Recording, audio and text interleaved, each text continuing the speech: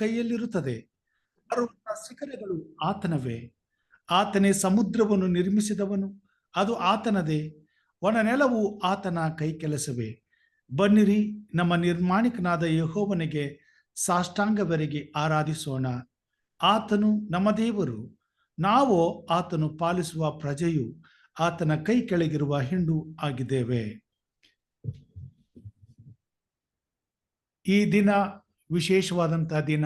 ಈ ದಿನದಲ್ಲಿ ಈ ವಾಕ್ಯದ ಬಲದಿಂದ ಈ ಒಂದು ಸಬ್ಬತ್ ಶಾಲೆ ಕನ್ನಡ ಕಾರ್ಯಕ್ರಮವನ್ನು ಆಲಿಸಲು ಕೂಡಿ ಬಂದಿರುವಂಥ ದೇವಮಾಂದೆಗೆ, ದೇವರ ಸಭೆಗೆ, ಈ ಕಾರ್ಯಕ್ರಮದ ಮುಖಾಂತರವಾಗಿ ತಮ್ಮೆಲ್ಲರಿಗೂ ನಮ್ಮ ರಕ್ಷಕನು ನಮ್ಮ ಒಡೆಯನು ಆಗಿರುವಂಥ ಯೇಸು ಕ್ರಿಸ್ತನ ಮಧುರ ನಾಮದಲ್ಲಿ ಹೃತ್ಪೂರ್ವಕವಾದಂತಹ ಸ್ವಾಗತವನ್ನು ಬಯಸುವಂತವನಾಗಿದ್ದೇನೆ. ಈ ಕಾರ್ಯಕ್ರಮವನ್ನು ಪ್ರಾರಂಭ ಮಾಡುವ ಹಾಗೆ ನಮ್ಮ ಜೊತೆಯಲ್ಲಿ ಹಿರಿಯರಾದಂಥ ವಿಜಯ್ ಕುಮಾರ್ ಅವರಿದ್ದಾರೆ. ಅವರು ನಮ್ಮನ್ನ ಪ್ರಾರ್ಥನೆಯಲ್ಲಿ ನಡೆಸಿಕೊಡಬೇಕೆಂಬುದಾಗಿ ಕೇಳ್ಕೊಳ್ತೇನೆ. ವಂದನೆಗಳು. ಪ್ರಾರ್ಥನೆ ಮಾಡೋಣ. ಅದ್ಭುತ ಸ್ವರೂಪನು, ಆಲೋಚನಾ ಕರ್ತನು, ನಿತ್ಯನ ಸಂದೇಶ ಸಮಾಧಾನದ ಮಹೋನ್ನತನೇ, ನಮ್ಮ ಚಿತ್ತದಂತಲ್ಲ ನಿನ್ನ ಚಿತ್ತದಂತೆ ಎಲ್ಲವೂ ನಡೆಯುವಂತದಾಗಿದೆ. ಈ ಒಂದು ಕಡೆಗಾಲದಲ್ಲಿ ಜೀವಿಸುವಾಗ ನಿನ್ನ ವಾಕ್ಯಗಳನ್ನು ನಾವು ಅನೇಕರಿಗೆ ತಿಳಿಸುವಂತಹ ಒಂದು ಮಾರ್ಗವನ್ನು ದಯಪಾಲಿಸಿದ್ದೀರಿ. ಅದು ಅನೇಕ ಸುವಾರ್ತೆಗಳ ಮೂಲಕವಾಗಿ ಹಾಗೂ ನಿನ್ನ ಭಕ್ತಾದಿಗಳ ಮೂಲಕವಾಗಿ ಬರೆಯಲ್ಪಟ್ಟಂತಹ ಪ್ರವಾದಿಗಳ ಮೂಲಕವಾಗಿ ತಿಳಿಸಲ್ಪಟ್ಟಂತಹ ಈ ಒಂದು ಗ್ರಂಥದ ಮೂಲಕ ನಾವು ಜ್ಞಾನವನ್ನು ಪಡೆದುಕೊಂಡು ಅನೇಕರಿಗೂ ಸಹ ಜ್ಞಾನ ವೃದ್ಧಿಯಾಗುವಂತೆ ಹಾಗೂ ಸೈತಾನನ ಸಂಪೂರ್ಣ ಸೆಳೆಬಿಡಿದು ನಿನ್ನ ರಾಜ್ಯಕ್ಕೆ ಬಾದಿರುವ ಮಕ್ಕಳ ನಿರೀಕ್ಷೆಯಲ್ಲಿ ನಾವು ಜೀವಿಸುವುದಕ್ಕೆ ಬೇಕಾದ ಆತ್ಮೀಯ ವರದಾನ ತುಂಬಿಕೊಳ್ಳುವಂತೆ ನೀವು ಮಾರ್ಗವನ್ನು ಮಾಡಿಕೊಟ್ಟಿದ್ದೀರಿ. ವಿಶೇಷವಾಗಿ ದಿನ ಒಂದು ವಿಶೇಷವಾದ ದಿನವಾಗಿದ್ದು, ಹೌದು ಸ್ವಾಮಿ, ನಿಂತು ಹೋಗಿದಂತ ಸಬ್ಬತ್ ಶಾಲೆ ಯಾವುದೋ ಈ ಲಂಡನ್ ಸಬ್ಬತ್ ಅಂತಾರಾಷ್ಟ್ರೀಯ ಕನ್ನಡ ಸಬ್ಬತ್ ಶಾಲೆ, ಇದನ್ನ ಮತ್ತೆ ನಾವು ನಮ್ಮ ಬೋಧಕರಾದಂತಹ ರಾಜರವರು ಪ್ರಾರಂಭಿಸಿದ್ದಾರೆ. ಅವರು ನಾಮಕ್ಕೆ ಸ್ತೋತ್ರ, ದೇವರು ನಾಮಕ್ಕೆ ಸ್ತೋತ್ರವಾಗಲಿ.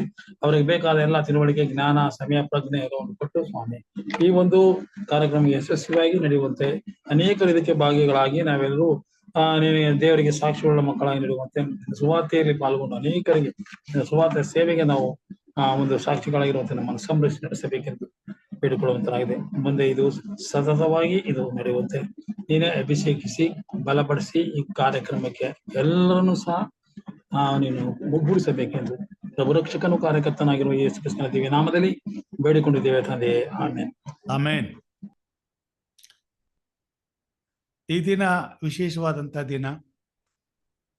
ಕೆಲವು ದಿನಗಳಿಂದ ದೇವರ ಈ ಉನ್ನತವಾದಂಥ ಸೇವೆ ಅರ್ಧಕ್ಕೆ ನಿಂತು ಹೋಗಿರೋದ್ರಿಂದ ಮತ್ತೆ ಇದನ್ನ ಪ್ರಾರಂಭಿಸುವಂತ ಒಂದು ಆಲೋಚನೆಯನ್ನ ಕರ್ತನ ಆತ್ಮನ ಮುಖಾಂತರವಾಗಿ ಹೊಂದಿದವರಾಗಿ ನಮ್ಮ ಈ ಕಾರ್ಯಕ್ರಮವನ್ನು ಪುನರಾರಂಭಿಸಲು ಎಲ್ಲರನ್ನ ಸಭೆಯಲ್ಲಿ ಸಂಧಿಸಿ ಅವರ ಒಪ್ಪಿಗೆ ಮೇರೆಗೆ ಈ ಕಾರ್ಯಕ್ರಮವನ್ನು ನಾವು ಇಂದು ಪ್ರಾರಂಭಿಸಿದ್ದೇವೆ. ಕಳೆದ 2-3 ವರ್ಷಗಳ ಹಿಂದೆ ಬೋಧಕರಾದಂಥ ಸುರೇಂದ್ರರವರು ಈ ಕಾರ್ಯಕ್ರಮವನ್ನು ಆರಂಭಿಸಿ ನಡೆಸ್ಕೊಂಡು ಬಂದರು. ಕೆಲವು ಅನಾನುಕೂಲಗಳಿಂದ ಅವರು ಈ ಕಾರ್ಯಕ್ರಮವನ್ನು ಸ್ಥಗಿತಗೊಳಿಸಿದರು. ಆದರೆ ದೇವರ ಈ ಸೇವೆ ಮುಂದುವರಿಯಬೇಕೆಂಬುದಾಗಿ ಕರ್ತನ ಆತ್ಮನ ಒತ್ತಾಯದಿಂದ ಇದನ್ನು ಮತ್ತೆ ಪ್ರಾರಂಭಿಸುವಂಥ ಕೃಪೆಗಾಗಿ ಕರ್ತನಲ್ಲಿ ಬೇಡಿಕೊಂಡಾಗ ಕರ್ತನಾದಂಥ ದೇವರು ಇವತ್ತು ನಮ್ಮೆಲ್ಲರನ್ನ ಒಟ್ಟಾಗಿ ಸೇರಿಸಿ ಮತ್ತೆ ಎಂದಿನಂತೆ ದೇವರ ಈ ಒಂದು ಸೇವೆ ಪುನರಾರಂಭಿಸಲ್ಪಟ್ಟು ದೇವರ ಮಹಿಮೆಗಾಗಿ ಪ್ರತಿಯೊಬ್ಬ ದೇವರ ವಿಶ್ವಾಸಿಗಳು ಈ ಕಾರ್ಯಕ್ರಮದಲ್ಲಿ ಭಾಗವಹಿಸಿ ದೇವರ ಆತ್ಮನ ಬಲವನ್ನು ಹೊಂದಿ ಜ್ಞಾನದಿಂದ ಅಭಿವೃದ್ಧಿ ಹೊಂದಿ ಸತ್ಯವನ್ನು ತಿಳಿದು ನೀತಿಯನ್ನು ಅನುಸರಿಸಿ ನಡೆಯುವುದಕ್ಕೆ ದೇವರು ಈ ಕೃಪೆಯ ಕಾರ್ಯಕ್ರಮವನ್ನು ನಮಗೆ ಕೊಟ್ಟದಕ್ಕಾಗಿ ದೇವರಿಗೆ ಸ್ತೋತ್ರ ಸಲ್ಲಿಸ್ತೇನೆ. ಹಾಗೂ ಕಳೆದ ಸಾಲಿನಲ್ಲಿ ಹೇಗೆ ತಾವೆಲ್ಲರೂ ಈ ಕಾರ್ಯಕ್ರಮವನ್ನು ಪೋಷಿಸುತ್ತಾ ಈ ಕಾರ್ಯಕ್ರಮದಲ್ಲಿ ಆತ್ಮನಿಂದ ನಡೆಸಲ್ಪಡುತ್ತಾ ಹರ್ಷಿಸುತ್ತಾ ಉಲ್ಲಾಸಿಸುತ್ತಾ ಈ ಸಮಯವನ್ನು ದೇವರ ಸನ್ನಿಧಿಯಲ್ಲಿ ಸಮರ್ಪಿಸುತ್ತಾ ಬಂದಿದ್ದೀರೋ, ಎಲ್ಲ ರೀತಿಯಾದ ಸಹಕಾರಗಳನ್ನು ಮಾಡಿದ್ದೀರೋ, ಅದೇ ರೀತಿಯಾದಂತಹ ಸಹಕಾರವನ್ನು ಪ್ರೋತ್ಸಾಹವನ್ನು ಈ ಕಾರ್ಯಕ್ರಮದಲ್ಲಿ ನೀಡುತ್ತಾ ದೇವರ ಈ ಸೇವೆ ಇನ್ನೂ ಹೆಚ್ಚಿನ ರೀತಿಯಲ್ಲಿ ದೇವರಿಗೆ ಘನತೆ ಬರುವ ಹಾಗೆ ತಾವೆಲ್ಲರೂ ಸಹಕರಿಸುತ್ತೀರಿ ಎಂಬುದಾಗಿ ಕರ್ತನಲ್ಲಿ ವಿಶ್ವಾಸದಿಂದ ನಂಬುತ್ತೇನೆ. ಹೀಗೆ ದೇವರು ನಮ್ಮೆಲ್ಲರನ್ನ ತನ್ನ ಆತ್ಮನಿಂದ ಒಟ್ಟುಗೂಡಿಸಿ ಪ್ರೀತಿ, ಸಂತೋಷ, ಸಮಾಧಾನ, ಸೌಹಾರ್ದತೆಯಿಂದ, ಅನ್ಯೋನ್ಯತೆಯಿಂದ ನಮ್ಮೆಲ್ಲರಲ್ಲಿಯೂ ತನ್ನ ಕಾರ್ಯವನ್ನು ಸಿದ್ಧಿಗೆ ತಂದು ಕಾರ್ಯ ಸಾಧಿಸಿ ತಾನು ಘನ ಹೊಂದಲಿ ಎಂಬುದಾಗಿ ಪ್ರಾರ್ಥಿಸುತ್ತೇನೆ. ವಿಶೇಷವಾಗಿ ಈ ದಿನ ನಮ್ಮ ಮಧ್ಯದಲ್ಲಿ ಸಹೋದರಿ ಆನೆಯವರು ಇರ್ತಕ್ಕಂಥದ್ದು ಸಂತೋಷ. ಅವರು ಈ ಆರಾಧನೆಗಾಗಿ, ಈ ಕೂಟಕ್ಕಾಗಿ ಒಂದು ವಿಶೇಷ ಗೀತೆಯನ್ನ ಹಾಡಬೇಕೆಂಬುದಾಗಿ ಕೇಳ್ಕೊಳ್ತೇನೆ. Thank you, Uncle, for giving me this wonderful opportunity. I praise God for this precious time. ನಿಮ್ಗೂ ಸಹ ಧನ್ಯವಾದಗಳು. ನಿತ್ಯ ಸ್ತುತ್ಯ ಕರ್ತನ ನನ್ನ ಹೃದಯ ಪಾಲನ, ಅಮಿತ ನಿನ್ನ ಪ್ರೀತಿಯ ನೆನಪುದೆಂದು ಎನ್ನನ. ನಿತ್ಯ ಸ್ತುತ್ಯ ಕರ್ತನ ನನ್ನ ಹೃದಯ ಪಾಲನ, ಅಮಿತ ನಿನ್ನ ಪ್ರೀತಿಯ ನೆನಪುದೆಂದು ಎನ್ಮನ. ಮಹಿಮಲೋಕ ತ್ಯಜಿಸಿ ದೀನನಾಗಿ ಬಂದೆನಿ, ಮನುಷ್ಯನಾಗಿ ಕಾಣಲು. ಮಹಿಮಲೋಕ ತ್ಯಜಿಸಿ ದೀನನಾಗಿ ಬಂದೆನಿ, ಮನುಷ್ಯನಾಗಿ ಕಾಣಲು. ಮನುಷ್ಯ ರೂಪ ತಾಳಿದಿ ಪ್ರೇಮದಿ ಹೃದಯದಿ, ಪ್ರೇಮದಿ ಹೃದಯದಿ ಶುದ್ಧರಾಗ ಮಾಡಿದಿ. ನಿತ್ಯ ಸ್ತುತ್ಯ ಕರ್ತನ ನನ್ನ ಹೃದಯ ಪಾಲನ, ಅಮಿತ ನಿನ್ನ ಪ್ರೀತಿಯ ನೆನಪುದೆಂದು ಎನ್ಮನ. ಸೂಜಿ ಕಂಬ ಮೇಲೆ ದಿವ್ಯ ರಕ್ತ ಚೆಲ್ಲಿದಿ, ನನ್ನ ಘೋರ ಪಾಪಕ್ಕೆ ಕ್ರೂರ ಮರಣ ತಾಳಿದಿ. ಸೂಜಿ ಕಂಬ ಮೇಲೆ ದಿವ್ಯ ರಕ್ತ ಚೆಲ್ಲಿದಿ, ನನ್ನ ಘೋರ ಪಾಪಕ್ಕೆ ಕ್ರೂರ ಮರಣ ತಾಳಿದಿ. ರಕ್ಷಣಾನಂದವಾ ರಕ್ಷಣಾನಂದವಾ ಆದಿಸಿದ್ದ ಮಾಡಿದಿ. ನಿತ್ಯ ಸ್ತುತ್ಯ ಕರ್ತನ ನನ್ನ ಹೃದಯ ಪಾಲನ, ಅಮಿತ ನಿನ್ನ ಪ್ರೀತಿಯ ನೆನೆಬುದೆಂದು ಎನ್ಮನ. ಮರಣ ಕೂಡಿ ವೇದಿಸಿ ಪದವಿವಾಸ ಮಾಡಿದೆ, ನಿನ್ನ ರಮ್ಯ ರಾಜಕ್ಕೆ ತಮ್ಮನೆಲ್ಲ ಸೇದಿಸಿ. ಮರಣ ಕೂಡಿ ವೇದಿಸಿ ಪದವಿವಾಸ ಮಾಡಿದೆ, ನಿನ್ನ ರಮ್ಯ ರಾಜಕ್ಕೆ ನಮ್ಮನೆಲ್ಲ ಸೇದಿಸಿ. ನಿನ್ನಯ ನೆರಳಲಿ ನಿನ್ನಯ ನೆರಳಲಿ ನೀಗುವುದೆಲ್ಲ ಭಾಗ್ಯವು. ನಿತ್ಯ ಸ್ತುತ್ಯ ಕರ್ತನ ನನ್ನ ಹೃದಯ ಪಾಲನ, ಅಮಿತ ನಿನ್ನ ಪ್ರೀತಿಯ ನೆನಪುದೆಂದು ಎನ್ಮನ. ನಿತ್ಯ ಸ್ತುತ್ಯ ಕರ್ತನ ನನ್ನ ಹೃದಯ ಪಾಲನ, ಅಮಿತ ನಿನ್ನ ಪ್ರೀತಿಯ ನೆನಪುದೆಂದು ಎನ್ಮನ. ಆಮೆನ್. ಉತ್ತಮವಾದಂತಹ ಹಾಡಿಗಾಗಿ ಸಹೋದರಿ ಆನೆಯವರಿಗೆ ನಾನು ವಂದನೆಗಳನ್ನು ಸಲ್ಲಿಸ್ತೇನೆ. ಕರ್ತನ ಆತ್ಮನು ಹೀಗೆಯೇ ತನ್ನ ಅತ್ಯುತ್ತಮವಾದಂಥ ಆತನ ಉಚಿತವಾದ ವರವನ್ನ ತಮಗೆ ದಯಪಾಲಿಸಿ ತನ್ನ ಮಹಿಮೆಗಾಗಿ ಉಪಯೋಗಿಸಿಕೊಂಡು ಆಶೀರ್ವದಿಸಲಿ ಎಂಬುದಾಗಿ ಪ್ರಾರ್ಥಿಸುತ್ತೇನೆ. ನಮ್ಮ ಈ ಕಾರ್ಯಕ್ರಮದಲ್ಲಿ ಎಂದಿನಂತೆ ವಿಶೇಷ ಗೀತೆಗಳು ಹಾಗೂ ಪ್ರಾರ್ಥನಾ ಮನವಿಗಳು ಮತ್ತು ಸಾಕ್ಷಿಗಳು ಈ ಕಾರ್ಯಕ್ರಮದ ಮುಖಾಂತರವಾಗಿ ನಾವು ಪ್ರಸ್ತುತಪಡಿಸುವಂಥವರಾಗಿದ್ದೇವೆ. ಆ ಕಾರಣ ತಾವೆಲ್ಲರೂ ಇದರಲ್ಲಿ ಭಾಗವಹಿಸಿ ಈ ಒಂದು ಕಾರ್ಯಕ್ರಮದಲ್ಲಿ ತಮ್ಮೆಲ್ಲರ ಕೋರಿಕೆಗಳನ್ನ, ಬೇಡಿಕೆಗಳನ್ನ ಕರ್ತನ ಮುಂದೆ ತಂದು ತಾವು ಸಹ ಈ ಕಾರ್ಯಕ್ರಮದಲ್ಲಿ ಭಾಗವಹಿಸಿ ದೇವರಿಗೆ ಮಹಿಮೆಯನ್ನು ಉಂಟು ಮಾಡಬೇಕೆಂಬುದಾಗಿ ಕೇಳ್ಕೊಳ್ತೇನೆ. ಇದಾದ ನಂತರ ಸಬ್ಬತ್ ಶಾಲೆ 30 ನಿಮಿಷಗಳು ಪಾಠಗಳು ನಡೆದ ಮೇಲೆ ಒಂದು 10 ನಿಮಿಷ ವಿಮರ್ಶೆಗೆ ಹೋಗ್ತೇವೆ. ಅನಂತರ ಪ್ರಾರ್ಥನೆ ವಿಜ್ಞಾಪನೆಗಳಿಗೆ, ಕೋರಿಕೆಯ ಮೇಲೆ ಪ್ರಾರ್ಥನೆ ವಿಜ್ಞಾಪನೆಗಳನ್ನು ಮಾಡುವಂತರಾಗಿದ್ದೇವೆ.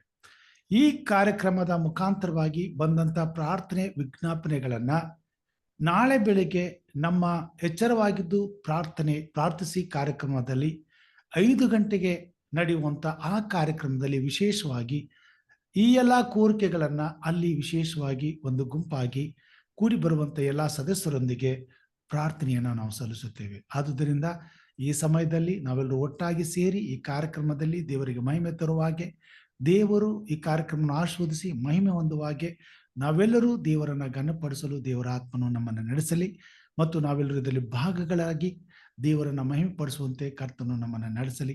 ಈ ಸಮಯದಲ್ಲಿ ಈ ಕಾರ್ಯಕ್ರಮದ ನಿಮಿತ್ತವಾಗಿ ನಮ್ಮ ಸೌತ್ ಸೆಂಟ್ರಲ್ ಇಂಡಿಯಾ ಯೂನಿಯನ್ ಕಚೇರಿಯಿಂದ ಘನಬೋಧಕರಾದಂಥ ಸಾಲಮನ್ ಸಾರ್ ಅವರು ನಮ್ಮ ಮಧ್ಯದಲ್ಲಿದ್ದಾರೆ. ಅವರನ್ನು ಈ ಕಾರ್ಯಕ್ರಮದಲ್ಲಿ ಈ ತ್ರೈಮಾಸಿಕದ ಮೊದಲನೆಯ ಪಾಠವನ್ನು ಅವರು ಮಾಡುವುದರ ಮುಖಾಂತರವಾಗಿ ಈ ಕಾರ್ಯಕ್ರಮವನ್ನು ಅವರು ಉದ್ಘಾಟಿಸ್ತಾರೆ. ಆದುದರಿಂದ ಈ ಸಮಯದಲ್ಲಿ ಪ್ರಾರ್ಥನೆಯೊಂದಿಗೆ ಈ ಕಾರ್ಯಕ್ರಮವನ್ನು ಅವರು ಪ್ರಾರಂಭಿಸಬೇಕೆಂಬುದಾಗಿ ನಾನು ಅವರನ್ನು ಹೃತ್ಪೂರ್ವಕವಾಗಿ ಆಹ್ವಾನಿಸುತ್ತಾ ಕೇಳಿಕೊಳ್ತೇನೆ. ಧನ್ಯವಾದಗಳು ಬೋಧಕರೇ. ಅವರನ್ನ ಹಾಡಿರ್ತಕ್ಕಂಥ ಸಹೋದರಿ ಹಾನಿ ಹಾಗೂ ಪ್ರಾರ್ಥನೆಯನ್ನ ಮಾಡಿರತಕ್ಕಂಥ ಹಿರಿಯರಾದಂಥ ವಿಜಯ್ ಕುಮಾರ್ ಅವರಿಗೆ ನಾನು ವಂದನೆಗಳನ್ನು ಸಲ್ಲಿಸುವಂತಾನಾಗಿದ್ದೇನೆ. ದೇವರಿಗೆ ಮಹಿಮೆಯಾಗಲಿ. ಒಂದು ಪ್ರಾರ್ಥನೆ ಮಾಡೋಣ. ಪ್ರೀತಿ ಪೂರ್ಣನು ಕೃಪಾ ಸಾಂಗ್ರನಾದ ನಮ್ಮ ತಂದೆಯಾದ ದೇವರೇ, ಸ್ವಾಮಿ ಸಂಜೆ ವೇಳಿನಲ್ಲಿ ಸ್ವಲ್ಪ ಹೊತ್ತು ನಿನ್ನ ವಾಕ್ಯವನ್ನ ಧ್ಯಾನಿಸತಕ್ಕಂಥ ಮತ್ತೊಂದು ಸಮಯಕ್ಕಾಗಿ ನಿನಗೆ ಸ್ತೋತ್ರಗಳನ್ನು ಅರ್ಪಿಸ್ತೇವೆ. ಅನೇಕ ದಿವಸಗಳವರೆಗೆ ಸ್ವಾಮಿ ಈ ಒಂದು ಸಭಾ ಶಾಲೆಯ ಕಾರ್ಯಕ್ರಮವು ಸ್ಥಗಿತಗೊಂಡಿತ್ತು. ಬೋಧಕರಾದಂಥ ಎಂ ರಾಜು ಅವರ ಮುಖಾಂತರವಾಗಿ ಮತ್ತೊಂದು ಆವೃತ್ತಿ ಇದನ್ನ ನೀನು ಪುನರಾರಂಭಿಸೋದಕ್ಕಾಗಿ ಅವರಿಗೆ ಆಲೋಚನೆಯನ್ನು ಕೊಟ್ಟದ್ದಕ್ಕಾಗಿ ನಿನಗೆ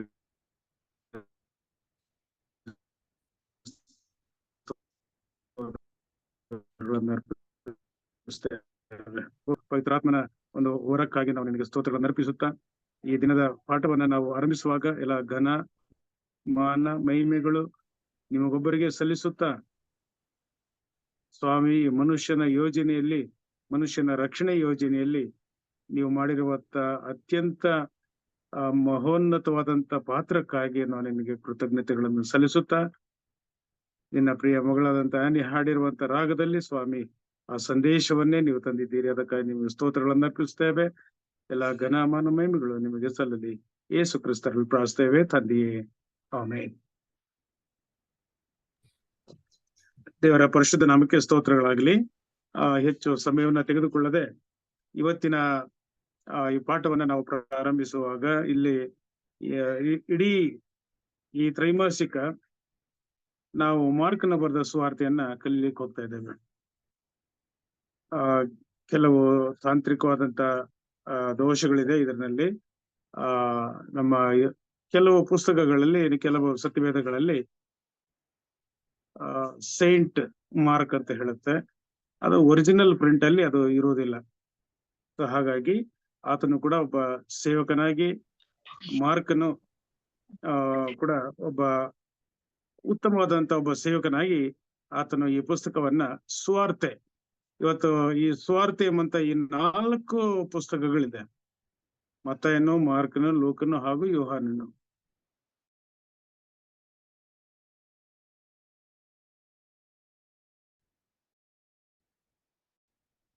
ಮಾರ್ಕನು ಬರೆದಂತ ಈ ಸುವಾರ್ತೆಯು ಆ ವ್ಯಕ್ತಿ ಹೆಸರು ಅಲ್ಲಿ ಗುರುತಾಗಿದೆ.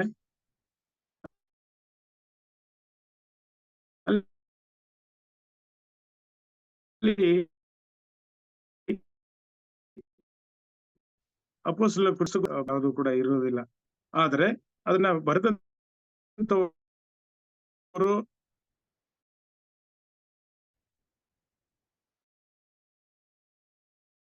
ಮಾರ್ಕನು ಎಂಬುದಾಗಿ ಇದಾಗಿದೆ. ಇದರ ಒಂದು ಪಕ್ಷಿ ನೋಟ ಅಥವಾ ಯಾಕಂದ್ರೆ ಇದು ಶೀರ್ಷಿಕೆ ಅಡಿಯಲ್ಲಿ ಇವತ್ತು ಬರೀ ಪರಿಚಯದ ಒಂದು ಪಾಠವಾಗಿರೋದ್ರಿಂದ ನಾವು ಹೆಚ್ಚೇನು ಕಲೀಲಿಕ್ಕೆ ಹೋಗೋದಿಲ್ಲ. ಆದ್ರೆ ಈ ಪುಸ್ತಕವನ್ನ ನಾವು ಪರಿಚಯ ಮಾಡ್ಲಿಕ್ಕೆ ಹೋಗ್ತಾ ಇದ್ದೇವೆ. ಈ ಪಾಠಗಳಲ್ಲಿ ಮೊದಲನೇ ಭಾಗ ಕೂಡ ಸೇರಿ ಕಲಿಯುವಂತ ಒಂದು ವಿಚಾರ ಏನ ಅಂತ ಹೇಳಿದ್ರೆ, ಯೇಸು ಕ್ರಿಸ್ತನ ಈಗ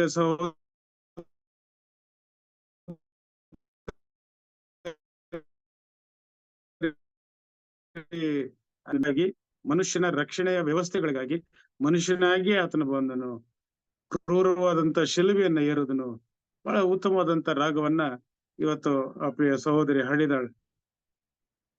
ಇವತ್ತು ನಾವು ಅನೇಕ ದಿವಸಗಳಿಂದ ಅನೇಕರನ್ನ ಇಲ್ಲಿ ನಾವು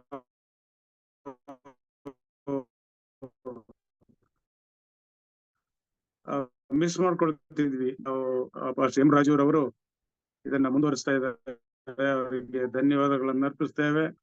ಯಾಕಂದ್ರೆ ಇದು ನಿಂತು ಹೋಗಬಾರದು. ಪಾಸ್ಟರ್ ಸುರೇಂದ್ರ ಅವರು ಇದನ್ನ ಸ್ಥಗಿತಗೊಳಿಸಿದ್ರು. ಇನ್ನು ಮೇಲೆ ಇದನ್ನ ನಾವು ಆರಂಭ ರೀತಿಯಲ್ಲಿ ಬರೆದಿಟ್ಕೊಳ್ರಿ. ಅದನ್ನ ಪ್ರಶ್ನೆಯ ಕಾಲದಲ್ಲಿ ತಾವುಗಳು ಚುಟುಕಾಗಿ ಪ್ರಶ್ನೆಯನ್ನ ನೀವು ಮಾಡೋದಾದ್ರೆ ಅಥವಾ ಪ್ರಶ್ನೆಯನ್ನ ಕೇಳೋದಾದ್ರೆ ಇತರರು ಕೂಡ ಅದು ಅವರಿಗೆ ಅನುಕೂಲವಾಗುವಂತದ್ದಾಗಿದೆ. ಮತ್ತು ಇದರ ಮುಖಾಂತರವಾಗಿ ನಾವು ಮಾಡ್ಬೇಕಾಗಿರತಕ್ಕಂತ ಮುಖ್ಯ ಒಂದು ಉದ್ದೇಶ ಏನಪ್ಪಾ ಅಂತ ಹೇಳಿದ್ರೆ, ನಾವೆಲ್ಲರೂ ಕೂಡ ಇದು ವಿದ್ಯಾರ್ಥಿಗಳು. ನಾವು ಸತ್ಯವೇದವನ್ನ ಎಷ್ಟೋ ಸರಿ ಓದಿದ್ದೇವೆ, ತಿಳ್ಕೊಂಡಿದ್ದೇವೆ, ಆದ್ರೆ ನಾವು ಪಂಡಿತರಲ್ಲ. ನಾವು ವಿದ್ಯಾರ್ಥಿಗಳಾಗಿ ನಾವು ಕುಳಿತು ವಾಕ್ಯವನ್ನ ಕಲಿಯುವಂತವ್ರು ಆಗೋಣ. ಮೊದಲನೇ ಭಾಗದಲ್ಲಿ ಮಾರ್ಕನ ಬರೆದ ಸುವಾರ್ತೆಯ ಈ ಪರಿಚಯವನ್ನ ನೀವು ತಿಳ್ಕೊಂಡಿದ್ದೀರಿ. ಈಗ ಇದನ್ನ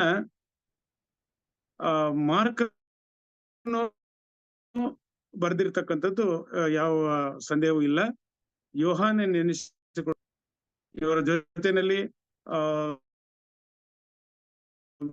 ಬಾರ್ನಬನು ಕೂಡ ಇದ್ದನು ಎಂಬುದಾಗಿ ನಾವು ನೋಡ್ತೇವೆ. ಪೌಲನು ಮತ್ತು ಬಾರ್ನಬರು ಈ ವ್ಯಕ್ತಿಯನ್ನ ತಮ್ಮ ಸೇವೆಯಲ್ಲಿ ಹೆಚ್ಚಾದಂತ ರೀತಿಯಲ್ಲಿ ಉಪಯೋಗ ಮಾಡ್ಕೊಂಡಿದ್ದಾರೆ. ಯಾಕಂತ ಹೇಳಿದ್ರೆ ಈ ವ್ಯಕ್ತಿನಲ್ಲಿ ಸೇವೆಯ ಒಂದು ಮನೋಭಾವ ಇತ್ತು.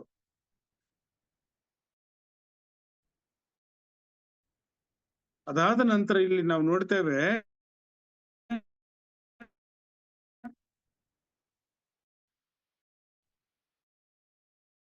ಈ ಪುಸ್ತಕವನ್ನ ಆತನ ಪ್ರಾರಂಭಗಳಾಗಿರ್ಬಹುದು ನೀವು ಹೋಲಿಕೆ ಮಾಡೋದರಲ್ಲಿ. ಹಾಗೆಯೇ ಇಲ್ಲಿ ಮಾರ್ಕನ ಬರೆದ ಸುವಾರ್ತೆಯನ್ನ ನೀವು ನೋಡುವಾಗ ಇದು ಯಾವ ಪುಸ್ತಕಕ್ಕೆ ಹೋಲಿಕೆಯಾಗಿದೆ ಅಂತ ಹೇಳಿದ್ರೆ ಪೇತ್ರನ ಪತ್ರಿಕೆಗಳಿಗೆ ಹೋಲಿಕೆಯಾಗಿದೆ. ಒಂದಾನೊಂದು ಪುಸ್ತಕಗಳು ಒಂದಾನೊಂದು ರೀತಿಯಲ್ಲಿ ಹೋಲಿಕೆಯನ್ನ ಹೊಂದಿಕೊಂಡಿರ್ತಕ್ಕಂಥದ್ದಾಗಿದೆ. ಅದರಿಂದ ಈ ಪುಸ್ತಕಗಳನ್ನ ನೀವು ಓದಬೇಕಾದ್ರೆ ಅಥವಾ ಮಾರ್ಕನ ಬರೆದ ಸುವಾರ್ತೆಯನ್ನ ಓದಬೇಕಾದ್ರೆ ಇದು ಮೊದಲೇ ಇದು ಅನ್ಯ ಜನಾಂಗಕ್ಕಾಗಿ ಬರೆದಿರ್ತಕ್ಕಂಥ ಒಂದು ಸುವಾರ್ತೆ ಆಗಿದೆ. ಇಟ್ ಈಸ್ ಈಗ ರೋಮನ್ ಅವರಿಗೆ ಬರೆದಿರ್ತಕ್ಕಂಥ ಪತ್ರಿಕೆ, ಅದು ಅನ್ಯ ಜನಾಂಗದವರಿಗೆ, ರೋಮನ್ಸ್ಗೆ. ಹೌದಂದ್ರೆ ಈಗ ಬೇರೆ ಥೆಸಲೋನಿಕದವರಿಗೆ, ಅನ್ಯ ಜನಾಂಗದವರಿಗೆ.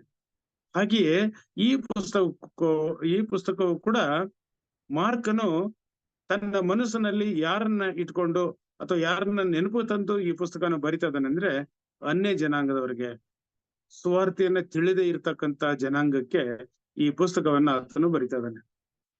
ಪ್ರಪ್ರಥಮವಾಗಿ ಆತನು ಅಲ್ಲಿ ಪ್ರಸ್ತಾಪ ಪಡಿಸ್ತಕ್ಕಂಥ ವಿಚಾರ ಏನಪ್ಪಾ ಅಂತ ಹೇಳಿದ್ರೆ, ಮೊದಲು ಕೆಲವು ಅಧ್ಯಾಯಗಳಲ್ಲಿ ನೀವು ಕಾಣುವಂತ ಒಂದು ವಿಚಾರ ಏನಪ್ಪಾ ಅಂತ ಹೇಳಿದ್ರೆ, ಈ ಮಾರ್ಕನ ಬರೆದ ಸುವಾರ್ತೆಯಲ್ಲಿ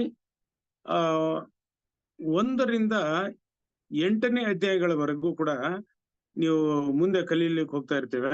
ಇದನ್ನ ಈ ಅಧ್ಯಾಯಗಳಲ್ಲಿ ನಾವ್ ಏನಪ್ಪಾ ಕಾಣ್ತೀವಿ ಅಂತ ಹೇಳಿದ್ರೆ, ಯೇಸು ಕ್ರಿಸ್ತನು ಯಾರು, ಈ ಪುಸ್ತಕ ಈ ಒಂದು ವಿಚಾರವನ್ನ ನಾವು ಹೆಚ್ಚಾಗಿ ತಿಳಿಯುವಂತವರಾಗ್ತೇವೆ. ಮರಿಬೇಡ್ರಿ, 1ನೇ ಅಧ್ಯಾಯದಿಂದ ಹಿಡಿದು 8ನೇ ಅಧ್ಯಾಯದವರೆಗೂ ಕೂಡ ನಾವು ಏನ್ ಕಲೀಲಿಕ್ಕೆ ಹೋಗ್ತಾ ಇದ್ದೀವಿ, ಯೇಸು ಕ್ರಿಸ್ತನು ಯಾರು. ತದನಂತರ ಮುಂದಿನ ಭಾಗಗಳಲ್ಲಿ 8ನೇ ಅಧ್ಯಾಯದ ಮುಕ್ತಾಯಗೊಂಡು 9ನೇ ಅಧ್ಯಾಯದಿಂದ 16ನೇ ಅಧ್ಯಾಯದ ತನಕ ಯೇಸು ಸ್ವಾಮಿ ಎಲ್ಲಿಗೆ ಹೋಗ್ತಾ ಇದ್ದಾನೆ, ಇದನ್ನ ನಾವು ಕಲೀಲಿಕ್ಕೆ ಹೋಗ್ತಾ ಇದ್ದೇವೆ. ಎಲ್ಲಿಗೆ ಹೋಗ್ತಾ ಇದ್ದಾನೆ, ಆತನ ಉದ್ದೇಶ ಏನಿತ್ತು, ಆತನ ಉದ್ದೇಶ ಏನು, ಮುಂದಿನ ಎಲ್ಲಾ ವಿಚಾರಗಳನ್ನು ಕೂಡ ಬಿಡಿ ಬಿಡಿಯಾಗಿ ನಾವು ಅಧ್ಯಯನ ಮಾಡ್ತಕ್ಕಂಥವ್ರು ಆಗ್ತೇವೆ.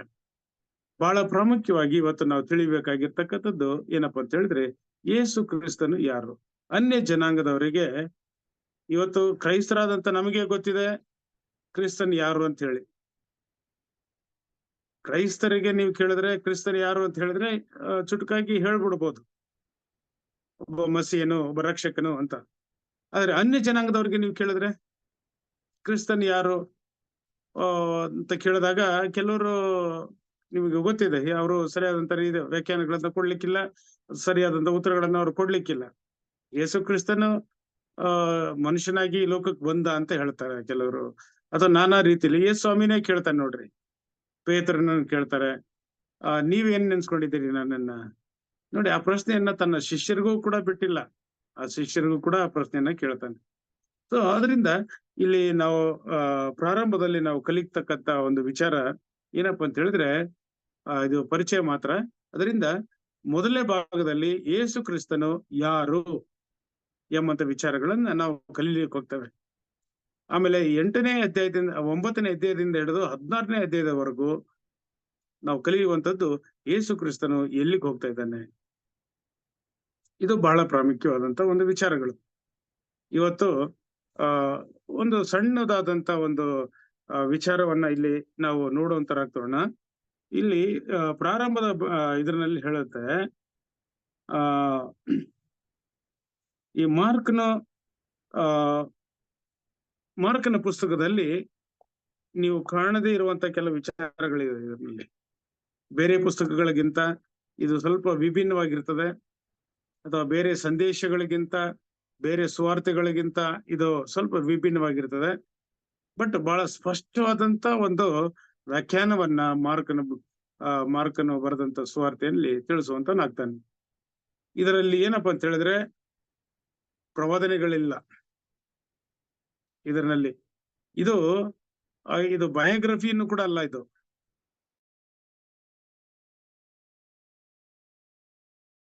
ನಾವು ಬಯೋಗ್ರಫಿ ಅಂತ ಹೇಳ್ಬೋದು, ಬಯೋಗ್ರಫಿ ಅಲ್ಲ.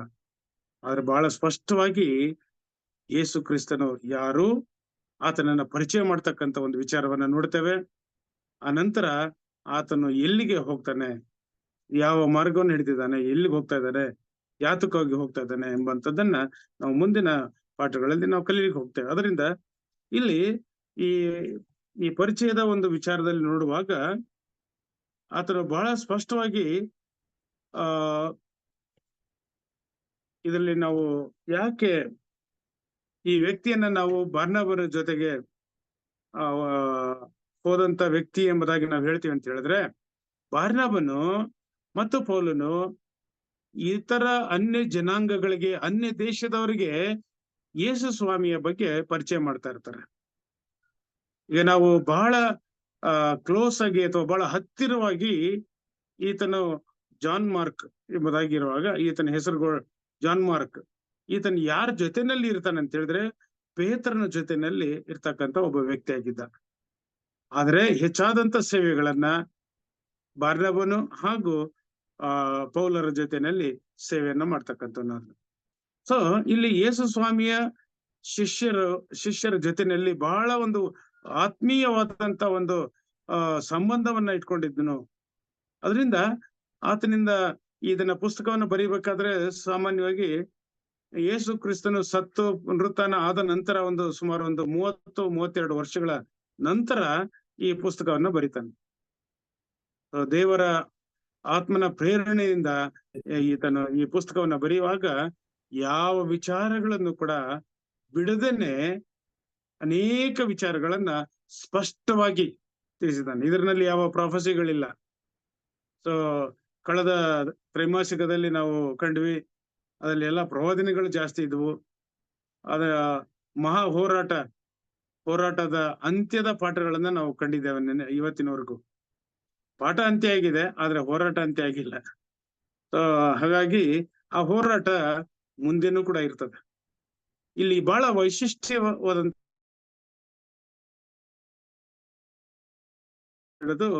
ಒಂದು 3ನೇ ಅಧ್ಯಾಯದ ಮಧ್ಯ ಭಾಗದವರೆಗೂ ಕೂಡ ನಾವು ಕಾಣ್ಲಿಕ್ಕೆ ಹೋಗ್ತಕ್ಕಂತ ಒಂದು ಬಹಳ ವಿಚಾರ ಏನಪ್ಪಾ ಅಂತ ಹೇಳಿದ್ರೆ, ಯೇಸು ಸ್ವಾಮಿಗೆ ಏನು ವಿರೋಧವನ್ನ ಕಟ್ಟತಕ್ಕಂತ ಒಂದು ಗುಂಪು ಅಲ್ಲಿ ಸೃಷ್ಟಿಯಾಗುತ್ತೆ. ನೋಡಿ, ಸಾಮಾನ್ಯವಾಗಿ ನಮ್ಮ ಹತ್ರ ಈಗ ನಾವು ವ್ಯಾಟಿಕನ್ ಹೋದಾಗ ಅಲ್ಲಿ ಈ ಪೇತ್ರನ ಕೈನಲ್ಲಿ ಒಂದು ಬೀಗದ ಕೈ ಇರ್ತಕ್ಕಂತ ಒಂದು ಚಿತ್ರ ಅಲ್ಲಿ ಮುದ್ರೆ ಆಗಿದೆ. ಅಲ್ಲಿ ಒಂದು ದೊಡ್ಡ ಚಿತ್ರವನ್ನ ಏನೋ ಸೇಂಟ್ ಪೀಟರ್ಸ್ ಬೆಸಲಿಕಾ ಮುಂಭಾಗದಲ್ಲಿ ಅದನ್ನ ಹಾಕಿದ್ದಾರೆ. ಒಂದು ದೊಡ್ಡ ಪ್ರತಿಮೆಯನ್ನ ನೆಟ್ಟಿದ್ದಾರೆ. ಏನಂತ ಹೇಳಿದ್ರೆ, ಅಲ್ಲಿ ಪೇತ್ರನ ಕೈನಲ್ಲಿ ಒಂದು ಬೀಗದ ಕೈ ಇದೆ. ಸೊ ಅವರು ನಂಬಿರುವಂತದ್ದು ಏನಂತ ಹೇಳಿದ್ರೆ, ಪೇತ್ರನಿಗೆ ಪರಲೋಕದ ಬೀಗದ ಕೈಯನ್ನ, ಪಾತಾಳದ ಬೀಗದ ಕೈಯನ್ನ ಕೊಟ್ಟಿದ್ದಾರೆ ಅಂತ ಹೇಳಿ ಅವ್ರು ನಂಬಿಕೊಂಡಿದ್ದಾರೆ.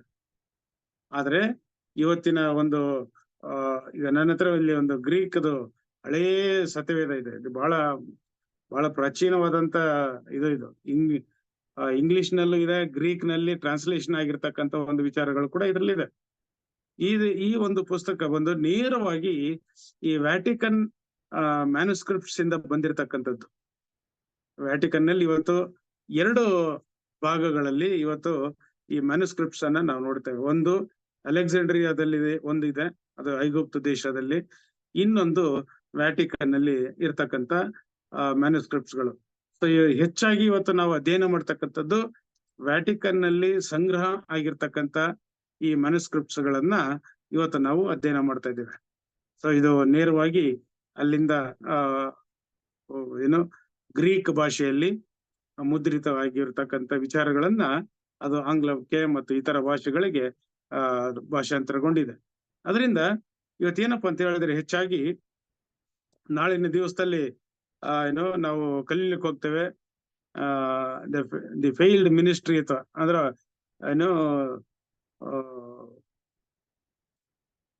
ಫೇಲ್ಡ್ ಮಿನಿಸ್ಟ್ರಿ ಅಂತ. ಇದು ಕನ್ನಡದಲ್ಲೂ ಕೂಡ ಈಗಾಗಲೇ ವೆಬ್ಸೈಟ್ ಅಲ್ಲಿ ಕನ್ನಡ ಸಭಾಶಾಲೆ ಪುಸ್ತಕಗಳನ್ನ ಹಾಕಿದ್ದೇವೆ. ಅದು ಒಂದು ಪಕ್ಷ ನಿಮ್ಗೆ ಕನ್ನಡ ಪುಸ್ತಕಗಳು ಸಿಕ್ಕಿಲ್ಲ ಅಂತ ಹೇಳಿದ್ರೆ ದಯಮಾಡಿ ಅದನ್ನ ಉಪಯೋಗ ಮಾಡ್ಕೊಳ್ಬಹುದು. ಸಿಕ್ಕದೇ ಇರ್ತಕ್ಕಂಥವ್ರಿಗೆ ನಮ್ಮ ಸಾಬ್ school and personal ministries international.org ಇದಕ್ಕೆ ಹೋದ್ರೆ ಕನ್ನಡ ಈಗಾಗಲೇ ಅದು ಅಪ್ಲೋಡ್ ಆಗಿದೆ GC ನಲ್ಲಿ. ಇವತ್ತು ನೋಡಿ, ಈಗ ನಮ್ಮ ಇಡೀ ಭಾರತದ ಭಾಷೆಗಳಲ್ಲಿ ಈಗ ಕನ್ನಡ ಮಾತ್ರ ಅಲ್ಲಿ ಬಂದಿದೆ. ಇವಾಗ ಎಷ್ಟು ಬಂದಿದೆ ಗೊತ್ತಿಲ್ಲ. ನಿನ್ನೆವರೆಗೂ ಕನ್ನಡ ಮಾತ್ರ ಇತ್ತಲ್ಲಿ ಭಾರತೀಯ ಭಾಷೆಗಳಲ್ಲಿ. ಸೊ ಅದನ್ನ ನಾನು ಮೊದಲೇ ಬಹಳ ದಿವಸಗಳ ಹಿಂದೆನೆ ಅದನ್ನ ಕಳಿಸ್ಬಿಟ್ಟಿದ್ದೆ GCಗೆ. ಅದು ಆಗ್ಲೇ ಅಪ್ಲೋಡ್ ಆಗಿದೆ. ಅದರಿಂದ ಇವತ್ತೇನಪ್ಪ ಅಂತ ಹೇಳಿದ್ರೆ, ಈ ಮಾರ್ಕನ ಬರೆದಂತ ಈ ಸುವಾರ್ತೆಯನ್ನ ಈ ಹಾದಿಯಲ್ಲಿ ನಾವು ಇವತ್ತು ಏನು ಪ್ರಾರಂಭಿಸ್ಲಿಕ್ಕೆ ಹೋಗ್ತಾ ಇದ್ದೇವೆ. ಈ ಅಧ್ಯಯನದಲ್ಲಿ ದೇವರು ನಮಗೆ ಹೆಚ್ಚಿನವಾದಂತ ಒಂದು ಜ್ಞಾನವನ್ನ ಕೊಡ್ಲಿ. ಯಾಕಂತ ಹೇಳಿದ್ರೆ, ಯೇಸು ಕ್ರಿಸ್ತನು ಯಾರು ಇವತ್ತು ಎಷ್ಟೋ ಜನಗಳಿಗೆ ನಬೀಲ್ ಕುರೇಶಿ ಅಂತ ಒಬ್ಬ ವ್ಯಕ್ತಿ ಕೇಳಿದಿರಿ, ಅದನ್ನ ಹೆಸರನ್ನ ಕೇಳಿದಿರಿ. ಆ ವ್ಯಕ್ತಿ ಒಂದು ಪುಸ್ತಕವನ್ನ ಬರೀತಾರೆ. ಅವ್ರು 33 ವರ್ಷದಲ್ಲಿ ಸತ್ತೋದ್ರು, ಪಾಪ ಕ್ಯಾನ್ಸರ್ ನಿಂದ ಸತ್ತೋದ್ರು. ಅವ್ರು ಒಂದು ಪುಸ್ತಕ ಬರೀತಾರೆ. ಅವ್ರು ಏನಂತ ಹೇಳಿದ್ರೆ, ಇನ್ ಸರ್ಚ್ ಆಫ್ ಅಲ್ಲಾ ಬಟ್ ಫೌಂಡ್ ಜೀಸಸ್ ಅಂತ ಹೇಳಿ. ಅವ್ರು ಒಂದು ಇಡೀ ಒಂದು 33ನೇ ವರ್ಷದಲ್ಲಿ ಸುಮಾರು 8 ಡಾಕ್ಟರೇಟ್ ಪದವಿಗಳನ್ನ ಹೊಂದಿರತಕ್ಕಂಥವ್ರು. ಅವರು ಬಹಳ ಉನ್ನತವಾದಂತ ಅಧ್ಯಯನವನ್ನ ಮಾಡಿರ್ತಕ್ಕಂಥವ್ರು. ಇನ್ ಸರ್ಚ್ ಆಫ್ ಅಲ್ಲಾ ಬಟ್ ಫೌಂಡ್ ಜೀಸಸ್. ನೋಡಿ, ಇವತ್ತು ಅಲ್ಲಾ ದೇವರನ್ನ ಹುಡಿಕೊಂಡು ಹೋದ, ಆದ್ರೆ ಆತನಿಗೆ ಸಿಕ್ಕಿದ್ಯಾರು? ಯೇಸು ಕ್ರಿಸ್ತನು.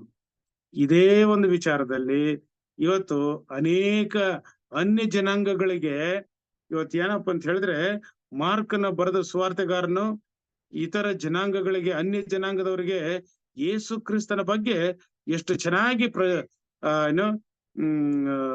ಪರಿಚಯ ಮಾಡ್ತಾರೆ ಅಂತ ಹೇಳಿದ್ರೆ ಬಹಳ ಚೆನ್ನಾಗಿದೆ, ಸೊಗಸಾಗಿದೆ. ನೀವು ಅದನ್ನ ಮುಂದಿನ ಕಾಲಗಳಲ್ಲಿ ಅದನ್ನ ಓದ್ತಾ ಅಧ್ಯಯನ ಮಾಡುತ್ತಾ ದೇವರ ಸನ್ನಿಧಿಯಲ್ಲಿ ನಾವು ಕುಳಿತುಕೊಂಡು ವಾಕ್ಯವನ್ನ ನಿಷ್ಠೆಯಿಂದ ಕಲಿಯುವಂತವರಾಗೋಣ. ದೇವರು ನಮ್ಮನ್ನ ನಡೆಸಲಿ. ಮತ್ತು ಈ ಒಂದು ಅವಕಾಶವನ್ನು ಕೊಟ್ಟಂತ ನಮ್ಮ ಪ್ರಿಯ ಬೋಧಕರಾದಂತ ಪಾಸ್ಟರ್ ಎಂ ರಾಜುರವರಿಗೆ ನಾನು ವಂದನೆಯನ್ನು ಸಲ್ಲಿಸ್ತೇನೆ. ನಮ್ಮ ಸೌತ್ ಸೆಂಟ್ರಲ್ ಇಂಡಿಯಾ ಯೂನಿಯನ್ ಕುಟುಂಬದ ವತಿಯಿಂದ ತಮ್ಮೆಲ್ಲರಿಗೂ ಕೂಡ ಧನ್ಯವಾದಗಳನ್ನು ಅರ್ಪಿಸ್ತೇವೆ. ತಾವೆಲ್ಲರೂ ಕೂಡ ಭಾಗವಹಿಸಿ ಇನ್ನೂ ಅನೇಕರನ್ನ ಪರಿಚಯ ಮಾಡಿಸ್ರಿ. ಯಾಕಂದ್ರೆ ಇವತ್ತು ಏನಾಗಿದೆ ಅಂತ ಹೇಳಿದ್ರೆ ಸ್ವಲ್ಪ ದಿನ ನೋಡಿ, ನಾವು ಯಾವಾಗ ಪಾಸ್ಟರ್ ಸುರೇಂದ್ರ ಅವರು ಇದನ್ನ ನಿಲ್ಸಿದ್ರು, ನಾವು ಕೂಡ ಆಗಿಂದಾಗ್ಗೆ ಯಾವಾಗೋ ಒಂದ್ಸಾರಿ ಆ ಪುಸ್ತಕಗಳನ್ನ ಓದ್ತಾ ಇದ್ವಿ. ಅದು ಕ್ರಮಬದ್ಧವಾಗಿ ಇವತ್ತೇನಾಗಿದೆ ಅಂತ ಹೇಳಿದ್ರೆ ಕ್ರಮಬದ್ಧವಾಗಿ ನಾವು ಪಾಠಗಳನ್ನ ನಿತ್ಯವಾಗಿ ನಾವು ಕಲಿತಾ ಹೋಗ್ತಾ ಇರ್ತೇವೆ. ನೋಡಿ ಎಷ್ಟು ಚಂದ ಅದು. ಅದರಿಂದ ದೇವರ ಕೃಪೆಯಿಂದ ಮತ್ತೊಂದು ಆವೃತ್ತಿ ಹೇಮರಾಜ್ ಅವರು ಇದನ್ನು ಶುರು ಮಾಡಿದ್ದಾರೆ. ಇದು ಹೀಗೆ ಮುಂದುವರಿಲಿ, ಯಾವುದೇ ಅಡಚಣೆಗಳಿಲ್ಲದೆ ತಮ್ಮೆಲ್ಲರ ಸಹಕಾರಗಳು ಕೂಡ ಇದಕ್ಕೆ ಒದಗಿ ಬರಲಿ. ಹಿಂದೆ ನಾವು ಯಾವ ರೀತಿಯಾಗಿ ಹೆಚ್ಚಿನ ಸಂಖ್ಯೆಯಲ್ಲಿ ಸೇರ್ಕೊಂಡು ಬರ್ತಾ ಇದ್ವಿ, ಅದೇ ಸಂಖ್ಯೆಯಲ್ಲಿ ಇನ್ನೂ ಹೆಚ್ಚಾದಂತ ಪರಿಚಯಗಳನ್ನ ನಾವು ಮಾಡೋಣ. ಯಾಕಂದ್ರೆ ಈ ಮಾರ್ಕನ್ ಬರೆದ ಸುವಾರ್ತೆನಲ್ಲಿ ನಾವು ಅದನ್ನೇ ನೋಡ್ತೇವೆ.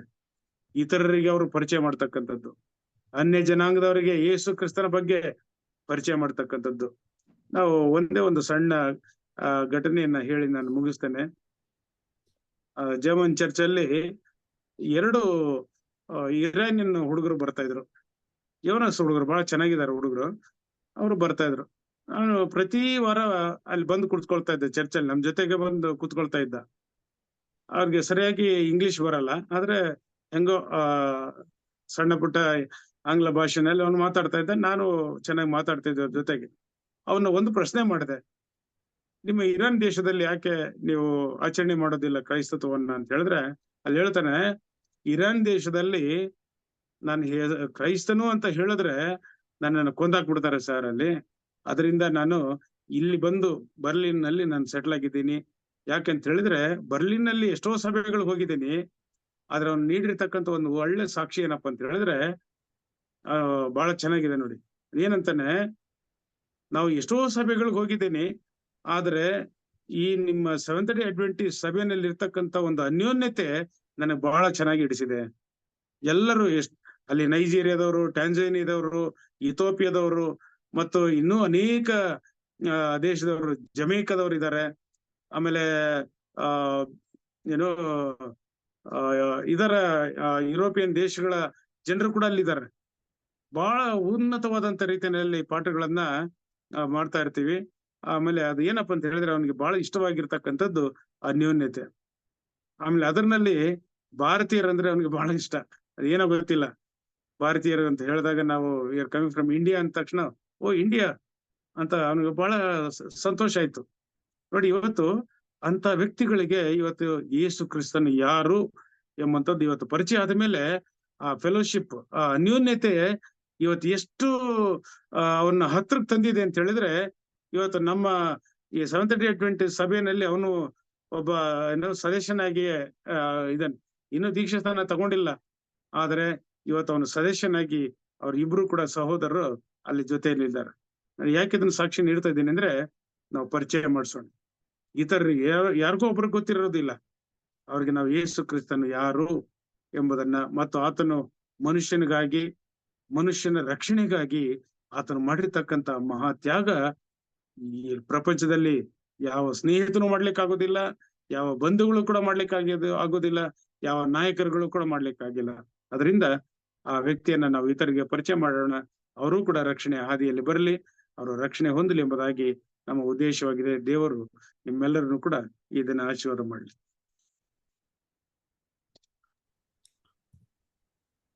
ಉತ್ತಮವಾಗಿ ಈ ದಿನದ ಪಾಠವನ್ನ ವಿಸ್ತರಿಸಿದಂತ, ಸವಿವರವಾಗಿ ತಿಳಿಸಿದಂತ ಬೋಧಕರಂತ ಎಸ್ ಟಿ ಸಾಲಮನ್ ಸಾರ್ ಅವರಿಗೆ ನಾನು ಹೃತ್ಪೂರ್ವಕವಾದಂಥ ಧನ್ಯವಾದಗಳನ್ನು ಸಲ್ಲಿಸ್ತೇನೆ. ಈ ಪಾಠವನ್ನ ಇವತ್ತು ಪರಿಚಯಿಸಿದ್ದಾರೆ. ಇದರ ಪೂರ್ಣ ಸತ್ಯದ ತಿಳುವಳಿಕೆಯನ್ನ ಮುಂದಿನ ದಿನಮಾನಗಳಲ್ಲಿ ನಾವು ವಿವರವಾಗಿ ಕಲೀಲಿಕ್ಕೆ ಹೋಗುವಂತವರಾಗಿದ್ದೇವೆ. ಇನ್ನು ಮುಂದೆ ಹೆಚ್ಚಿನ ಸಂಗತಿಗಳನ್ನ ಈ ಮಾರ್ಕನು ಬರೆದ ಸುವಾರ್ತೆಯ ಮುಖಾಂತರವಾಗಿ ನಾವು ಕಲಿಯುವಾಗೆ ಕರ್ತನು ನಮ್ಮನ್ನು ನಡೆಸಲಿ. ಈ ಕಾರ್ಯಕ್ರಮದ ವಿಷಯವಾಗಿ ಕುರಿತಾಗಿ ಕೆಲವೊಂದು ವಿಮರ್ಶೆಗಳನ್ನ ಈ ಸಮಯದಲ್ಲಿ ನಾವು ಹಂಚಿಕೊಳ್ಳೋಣ. ಈ ಕಾರ್ಯಕ್ರಮದಲ್ಲಿ ಇದು ಆರಂಭವಾದಾಗಿಂದ ಇದನ್ನು ನಡೆಯುವಾಗ ಯಾವ ರೀತಿಯಲ್ಲಿ ನೀವು ಅದರ ಆಶೀರ್ವಾದವನ್ನು ಪಡ್ಕೊಂಡ್ರಿ, ಅದಾದ ನಂತರ ಇದು ನಿಂತು ಹೋದ ಸಮಯದಲ್ಲಿ ನಿಮಗೆ ಏನು ಅನ್ನಿಸ್ತು, ಇದನ್ನ ಹೇಗೆ ಮತ್ತೆ ಇದಕ್ಕಾಗಿ ಮತ್ತೆ ಈ ಕಾರ್ಯಕ್ರಮವನ್ನು ಪ್ರಾರಂಭಿಸುವಂತೆ ಏನಾದರೂ ಸಲಹೆಗಳು ಮತ್ತು ಪ್ರೇರಣೆಗಳು ನಿಮ್ಮ ಹೃದಯದಲ್ಲಿ ಕಾರ್ಯ ಮಾಡಲ್ಪಟ್ಟಿದ್ದವ ಮತ್ತು ಇದಕ್ಕೇನಾದ್ರೂ ಮಾಡಬೇಕೆಂಬತಕ್ಕಂಥ ಹಂಬಲಿ ನಿಮ್ಮಲ್ಲಿ ಇತ್ತ, ಅದಕ್ಕಾಗಿ ಏನಾದರೂ ಕಾರ್ಯ ಮಾಡಿದ್ದೀರಾ? ಮತ್ತು ಈ ಕಾರ್ಯಕ್ರಮ ಈಗ ಪ್ರಾರಂಭ ಆಗಿದೆ. ಈ ಪ್ರಾರಂಭ ಆದಾಗ ಈ ಕಾರ್ಯಕ್ರಮಕ್ಕಾಗಿ ನಿಮಗೆ ಎಷ್ಟು ಒಂದು ಸಮಾಧಾನವನ್ನ, ಸಂತೋಷವನ್ನ ತಂತು, ಮತ್ತೆ ಮುಂದೆ ಇದನ್ನ ಯಾವ ರೀತಿಯಲ್ಲಿ ನಾವು ಮುಂದುವರಿಸ್ಕೊಂಡು ಹೋಗ್ಲಿಕ್ಕೆ ಸಾಧ್ಯ, ಎಲ್ಲ ವಿಷಯಗಳನ್ನ ತಾವು ಹಂಚಿಕೊಳ್ಳಬೇಕೆಂಬುದಾಗಿ ಕೇಳ್ಕೊಳ್ತೇನೆ. ಮತ್ತು ಈ ಕಾರ್ಯಕ್ರಮದ ಮುಖಾಂತರವಾಗಿ ಇತರರಿಗೆ ಏನನ್ನ ನೀವು ಹೇಳಲಿಕ್ಕೆ ಬಯಸ್ತೀರಾ? ಈ ವಿಷಯಗಳನ್ನ ಸ್ವಲ್ಪ ಹೊತ್ತು ಹಂಚಿಕೊಳ್ಳುವಂತಹ ಸಮಯವನ್ನ ನಾವು ಹೊಂದಿದ್ದೇವೆ. ಈ ಸಮಯದಲ್ಲಿ ನೀವು ನಿಮ್ಮ ಮನಸ್ಸು ಬಿಚ್ಚಿ ಮಾತಾಡಬೇಕೆಂಬುದಾಗಿ ಕೇಳ್ಕೊಳ್ತೇನೆ. ಎಲ್ಲರಿಗೂ ವಂದನೆಗಳು. ಕರ್ತನ ನಾಮಕ್ಕೆ ಸ್ತೋತ್ರವಾಗಲಿ. ಕೆಲವು ದಿನಗಳ ಕಾಲ ಒಂದು ಶಬ್ಬತ್ ಕನ್ನಡ ಸಂಭಾಷಣೆ ನಿಂತು ಹೋಗಿದ್ದದ್ದು ನಿಜಕ್ಕೂ ಒಂದು ವಿಷಾದನೀಯ. ಯಾಕೆಂದ್ರೆ ಅದರಿಂದ ಅನೇಕ ಗೂಢಾರ್ಥಗಳನ್ನ ನಾವು ತಿಳ್ಕೊಳ್ಳೋದೇ ಅನ್ಯರಿಗೂ ಕೂಡ ಇದು ಮನದಟ್ಟುವಂತಹ ಒಂದು ವಾಕ್ಯವಾಗಿತ್ತು. ಈ ಕಾರಣ ಅಂತ ನಿಂತು ಹೋಗಿರೋ ಕಾರಣಗಳು ಸಾಕಷ್ಟು ಇರಬಹುದು. ಆದ್ರೂ ಕೂಡ ನಿಂತು ಹೋಗಿರೋದಂತನ್ನ ಮತ್ತೆ ಪ್ರಾರಂಭಿಸಿರುವಂತದ್ದೇ ಬಹಳ ಪ್ರಾಮುಖ್ಯವಾದ ವಿಷಯ. ನಮ್ಮ ಈ ಒಂದು ಕಾರ್ಯಕ್ರಮವನ್ನ ನಮ್ಮ ಬೋಧಕರಾದಂತ ಎಂ ರಾಜರು ಇದನ್ನ ಮುಂದೆ ಬಂದು ಈ ಒಂದು ನಿರ್ಣಯವನ್ನು ತಗೊಂಡಿರೋದು ನಿಜಕ್ಕೂ ಶ್ಲಾಘನೀಯ. ಅದಕ್ಕೋಸ್ಕರ ಇದಕ್ಕೆಲ್ಲ ಇಷ್ಟು ಹೇಳೋದು ಮಾತ್ರಕ್ಕೆ ನಮ್ದೇನು ದೊಡ್ಡ ವಿಷಯವಲ್ಲ. ನಾವೆಲ್ಲರೂ ಸಹ ಈ ಒಂದು ಶಾಲಾ ಪಾಠಕ್ಕೆ ಭಾಗವಹಿಸಿ ತೆಗೆದುಕೊಳ್ಳುವಂತವರಿಗೆ ನಾವು ಪ್ರೋತ್ಸಾಹಿಸಿ ಅನೇಕ ಅನ್ಯ ಜನರಿಗೂ ಹಾಗೂ ನಮ್ಮಲ್ಲಿ ತಿಳಿಯದೇ ಇರುವಂತವರಿಗೂ ಗುಢಾರ್ಥಗಳನ್ನ, ಸತ್ಯವೇದದ ವಾಕ್ಯಗಳನ್ನ ಪರಿಚಯಿಸಿಕೊಂಡು ನಮ್ಮೊಬ್ಬರು ಪ್ರೀತಿ ಅನುಮತಿಯಿಂದ ಕರ್ತನಿಗೆ ಮಹಿಮೆ ತರುವಂತಹ ಒಂದು ಮಕ್ಕಳಾಗಿ ಜೀವಿಸುವುದಕ್ಕೆ ಇದು ಒಂದು ಉತ್ತಮವಾದ ಮಾರ್ಗವಾಗಿದೆ. ಹಾಗೆ ಮುಂದುವರಿಸಿದ್ರಿಂದ ನಾವೆಲ್ಲರೂ ಸಹ ನಾನು ಸಹ ಕರ್ತನ ಹೆಸರಲ್ಲಿ ಹೃತ್ಪೂರ್ವಕವಾದ ವಂದನೆಯನ್ನ ಸಲ್ಲಿಸುತ್ತಾ ಈ ಪಾಠವು ಹೀಗೆ ಮುಂದುವರಿಯಲಿ ಎನ್ನುವುದೇ ನನ್ನ ಆಶಯವಾಗಿದೆ. ಆಮೇನ್. ಆಮೇನ್.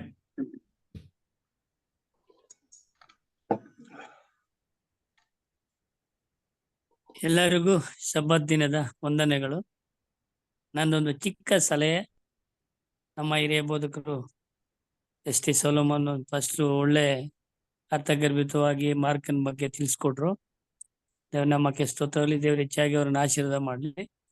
ಈ ಕೂಟ ಈ ಶಬ್ಬತ್ ದಿನ ಚೆನ್ನಾಗಿ ಬೆಳಿಬೇಕಂದ್ರೆ ನಾವೆಲ್ಲ ಈ ಎಲ್ಲಾ ಬೋಧಕರನ್ನ ಒಂದು ಚಿಕ್ಕದಾಗಿ ಒಂದು ಕೂಟ ಮಾಡಿ ಅವ್ರನ್ನ ಕರೆಸ್ಬೇಕಂತ ನನ್ನೊಂದು ಸಲಹೆ. ಯಾಕಂದ್ರೆ ಈ ಒಂದು ವಿಷಯ ಎಲ್ರಿಗೂ ಎಲ್ಲ ಗಮನಕ್ಕೆ ಹೋಗ್ಬೇಕಾದ್ರೆ ಎಲ್ಲಾದ್ರೂ ಒಂದು ಬೋಧಕರನ್ನೆಲ್ಲ ಕರೆಸಿ ಒಂದು ಚಿಕ್ಕದಾಗಿ ಒಂದು ಕೂಟ ಮಾಡಿ ಈ ಒಂದು ವಿಷಯ ತಿಳಿಸ್ಕೊಟ್ರೆ ಇನ್ನೂ ಅನುಕೂಲ ಅಂತ ನನ್ನ ಒಂದು ಅನಿಸಿಕೆ. ಇದ್ರ ಮೇಲೆ ದೇವ್ರ ಚಿತ್ತ ಏನಿದೆ ನನ್ಗೆ ಗೊತ್ತಿಲ್ಲ. ನನಗೆ ಗೊತ್ತಿರೋದನ್ನ ನಾನು ಹೇಳಿದ್ದೀನಿ. ಮತ್ತೆ ಈ ಸಬ್ಬತ್ ದಿನದಿಂದ ಇಷ್ಟು ದಿವಸ ನಿಂತೋಗಿರೋದ್ರಿಂದ ನಮ್ಮ ಮನೆಗಳಲ್ಲಿ ನಾವು ದೇವ್ರ ವಾಕ್ಯನ ಕಲಿಯೋದಕ್ಕಾಗ್ಲಿ ಮತ್ತೆ ಆ ದೇವರ ಒಂದು ವಿಷಯಗಳು ತಿಳ್ಕೊಳಕ್ಕಾಗದ್ರೆ ನಿಂತೋಗಿದ್ದು. ನಮ್ಮ ಸುರೇಂದ್ರ ಬೋಧಕರು ಅದನ್ನ ತಗೊಂಡಾಗ ನಮ್ಗೆ ತುಂಬಾನೇ ಈ ದೇವರ ಬಗ್ಗೆ ತಿಳ್ಕೊಳಕ್ ಒಂದು ಅನುಕೂಲ ಆಗಿತ್ತು. ಯಾಕಂದ್ರೆ ಎಲ್ಲಾ ಬೋಧಕರು ಈ ದೇವ್ರ ಇಶ್ಯವಾಗಿ ಒಂದೊಂದು ಗೂಢಾರ್ಥಗಳನ್ನ, ಸತ್ಯಗಳನ್ನ, ಈ ದೇವ್ರು ಯಾವ ಮಾರ್ಗದಲ್ಲಿ ನಡಗಿದ್ರು, ಯಾವ ತರ ಎಲ್ಲ ಈ ಲೋಕದಲ್ಲಿ ಅವರ ಒಂದು ಸುವಾರ್ತೆ ಸಾರಿದ್ರು ಅನ್ನೋದ್ರ ಬಗ್ಗೆ ಅರ್ಥಗರ್ಭಿತವಾಗಿ ತಿಳ್ಕೊಳ್ತಾ ಇದ್ವಿ. ಮತ್ತೆ ನಮಗೂ ಒಂದು ಅರ್ಧವರು ದೇವ್ರು ಪ್ರಾರ್ಥನೆ ಮಾಡ್ತಲ್ಲ ಅನ್ನೊಂದು ಅನುಭವ ಕೂಡ ಆಗ್ತಾ ಇತ್ತು. ಅದರಿಂದ ಇದು ಹಿಂಗೆ ನಡಿಬೇಕು, ಯಾವುದೇ ಕಾರಣಕ್ಕೂ ನಿಂತು ಹೋಗ್ಬಾರ್ದು. ಆ ಕಾರಣಾಂತರಗಳಿಂದ ಯಾತಕ್ಕೋಸ್ಕರ ನಿಲ್ತಿರೋದು ಅದು ಕೂಡ ಗೊತ್ತಿಲ್ಲ. ಅದು ನಮ್ಮ ಹಿರಿಯ ಬೋಧಕರು ಸುರೇಂದ್ರ ಅವ್ರಿಗೆ ಮಾತ್ರ ಗೊತ್ತಿದೆ, ನಮಗ್ ಗೊತ್ತಿಲ್ಲ.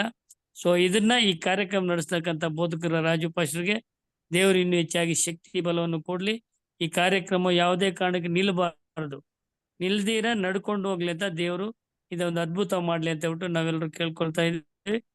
ನನ್ನ ಸಲಹೆಯಲ್ಲಿ ಏನಾದ್ರೂ ತಪ್ಪಾಗಿದೆ ದಯವಿಟ್ಟು ಕ್ಷಮಿಸಿ. ದೇವ್ರ ನಮ್ಗೆ ಸ್ತೋತ್ರವಾಗಲಿ. ನೀ ಇಲ್ಲಿ ಸೇರಿ ಬಂದಕ್ಕೆ ನಂತರ ಎಲ್ರಿಗೂ ನನ್ನ ವಂದನೆ ತಿಳಿಸ್ತಾ ಯೇಸು ನಾಮದಲ್ಲಿ ಬಿಡ್ತಾ ಇದ್ದೀನಿ. ಆಮೇನ್. ಆಮೇನ್. ಎಲ್ಲರಿಗೂ ಶುಭ ಸಂಜೆ. ಮತ್ತೊಮ್ಮೆ ಶಾಲೆಯ ಅಂತಾರಾಷ್ಟ್ರೀಯ ಕನ್ನಡ ಶಾಲೆಯನ್ನ ಮುಂದುವರಿಸುವಂತ ಜವಾಬ್ದಾರಿಯ ಕೆಲಸವನ್ನ ತೆಗೆದುಕೊಂಡಿರ್ತಕ್ಕಂತ ಬೋಧಕರಾದ ಎಂ ರಾಜ್ರವರಿಗೆ ಹೃದಯ ಪೂರ್ವಕವಾಗಿ ನಾನು ಧನ್ಯವಾದಗಳನ್ನ ಯೇಸು ಕ್ರಿಸ್ತನ ಒಂದು ಹೆಸರಿನಲ್ಲಿ ಸಲ್ಲಿಸುವಂತೊಳಗಿದ್ದೇನೆ. ಈ ಒಂದು ಸಬ್ಬತ್ ಶಾಲೆ ಅದು ಪ್ರಾರಂಭ ಆಗಿ ಒಳ್ಳೆ ರೀತಿಯಲ್ಲೇ ನಡ್ಕೊಂಡ್ ಬರ್ತಾ ಇತ್ತು.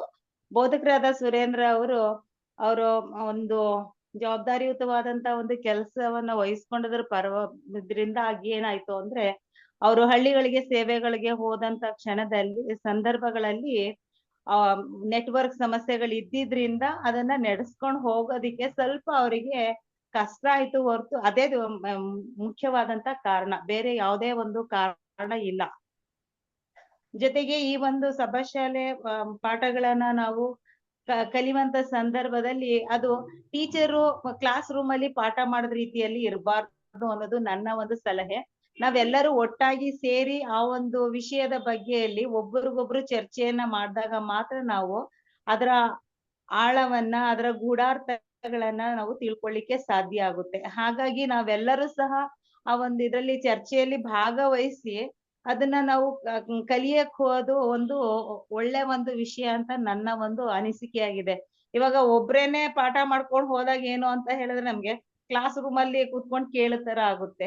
ಅದ್ರ ಬದಲಾಗಿ ನಾವುನು ಸಹ ಆ ಚರ್ಚೆಯಲ್ಲಿ ಭಾಗವಹಿಸಿದಾಗ ನಮ್ಮಲ್ಲಿರ್ತಕ್ಕಂತ ಒಂದು ಪ್ರಶ್ನೆಗಳಿರ್ಬಹುದು ಅಥವಾ ಅನುಮಾನಗಳಿರ್ಬಹುದು, ಅವುಗಳನ್ನ ತಿಳ್ಕೊಂಡಾಗ ಮತ್ತೊಬ್ಬರಿಗೆ ಅದನ್ನ ನಾವು ಅರ್ಥಗರ್ಭಿತವಾಗಿ ತಿಳಿಸೋದಿಕ್ಕೆ ಇದು ಒಂದು ವೇದಿಕೆ ಆಗುತ್ತೆ ಅನ್ನೋದು ನನ್ನ ಒಂದು ಅನಿಸಿಕೆ ಆಗಿದೆ.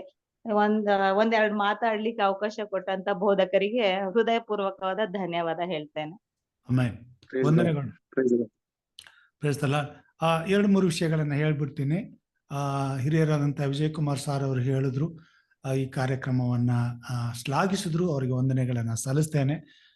ಎರಡನೇದಾಗಿ ನಮ್ಮ ಸುಭಾಷ್ ಸರ್ ಅವರು ಹೇಳಿದ್ರು, ಲೋಕೇಶ್ ಸರ್ ಅವರು ಹೇಳಿದ್ರು, ಈ ಕಾರ್ಯಕ್ರಮದ ಕುರಿತಾಗಿ ಎಲ್ಲ ಬೋಧಕರುಗಳ ಒಂದು ಸಮಾವೇಶವನ್ನು ನಡೆಸಿ ಸಮಾವೇಶದ ಮುಖಾಂತರವಾಗಿ ಇನ್ನೂ ಹೆಚ್ಚಿನ ಸಂಗತಿಗಳನ್ನ ಈ ಕಾರ್ಯಕ್ರಮದಲ್ಲಿ ನಾವು ಅಳವಡಿಸ್ಕೊಳ್ಳಿಕ್ಕೆ ಸಾಧ್ಯ. ಮತ್ತು ಆ ಒಂದು ಪ್ರಯತ್ನವನ್ನು ಮಾಡಿದಾಗ ಈ ಕಾರ್ಯಕ್ರಮದ ಮುಖಾಂತರವಾಗಿ ನಮ್ಮ ದೇವರ ಸೇವೆಯಲ್ಲಿ ದೇವರ ಜನರಿಗೆ ಹೆಚ್ಚಿನ ಉಪಯುಕ್ತವಾಗ್ತದೆ ಎಂಬುದಾಗಿ ತಿಳಿಸಿದ್ದೀರಾ. ಇದನ್ನ ಗಮನಕ್ಕೆ ತೆಗೆದುಕೊಳ್ತೇವೆ.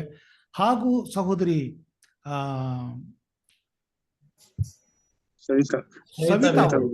ಸವಿತಾ ಅವರು ಈ ಕಾರ್ಯಕ್ರಮವನ್ನ ಸ್ಥಗಿತಗೊಂಡದಕ್ಕೆ ಕಾರಣವನ್ನ ತಿಳಿಸಿದ್ರು. ಅವರಿಗೆ ವಂದನೆಗಳನ್ನ ಸಲ್ಲಿಸ್ತೇನೆ. ಹೇಗೂ ದೇವರ ಕೃಪೆ ನಮ್ಮ ಮೇಲೆ ಇರುವುದರಿಂದ ಈ ಕಾರ್ಯಕ್ರಮವನ್ನು ನಡೆಸ್ಕೊಂಡು ಹೋಗೋದಕ್ಕೆ ದೇವರು ಮತ್ತೊಂದು ಅವಕಾಶವನ್ನು ಮಾಡಿಕೊಟ್ಟಿದ್ದಾನೆ.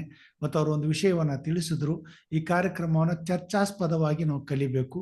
ಹಾಗೆ ಮಾಡುವಾಗ ಹೆಚ್ಚಿನ ರೀತಿಯಲ್ಲಿ ಜಾಗೃತಿ ಉಂಟಾಗ್ತದೆ, ಹೆಚ್ಚಿನ ಜ್ಞಾನ ಬೆಳೀತದೆ ಮತ್ತು ನೆನಪಿನಲ್ಲಿ ಉಳ್ಕೊಳ್ತದೆ ಮತ್ತು ಇದು ಅನೇಕರಿಗೆ ಆಸಕ್ತಿಕರವಾಗಿ ಕಲಿಯೋದಕ್ಕೆ ಅನುಕೂಲವಾಗ್ತದೆ ಎಂಬುದಾಗಿ ಆ ವಿಚಾರವನ್ನು ಗಮನಕ್ಕೆ ತೆಗೆದುಕೊಂಡಿದ್ದೀವಿ.